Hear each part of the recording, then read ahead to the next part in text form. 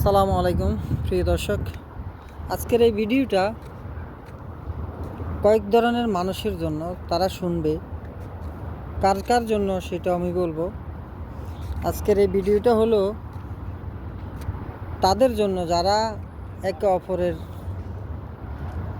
টাকা পয়সা দেখে, গাড়ি বাড়ি দেখে হিংসা করে, তাদের জন্য। আরে ভাই, আমার প্রশ্ন হলো, আপনি 10 লাখ টাকা খরচ করে আইছেন, ওকে ফাইন। আর যে লোকে বাড়ি গাড়ি করছে সে তো 10 লাখ টাকা খরচ করে বিদেশে আসছে। তা আপনি করেন না কেন? আপনি করেন না কেন? আপনি হিংসা করবেন না। হিংসা করলে কখনো উঠতে পারবেন না।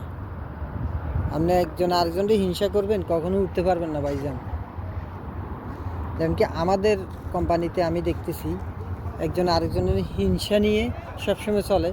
মানে যখন রান্না করে আসি তখন বলে একজন আরেকজনকে, অমুকে তো অনেক টাকা কামালা দিস, অমুকে তো বাড়িতে গাড়ি কিনে আলাইস, বাড়ি করে আলাইস, জায়গা কিনে আলাইস।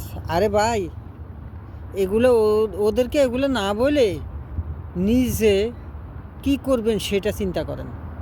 নিজে কীভাবে 2টা টাকা কামাইবেন সেটা চিন্তা করেন, ঠিক আছে? কারোর পিছনে দাঁড়ায় থাকবেন না, কারোর পিছনে লাগবেন না।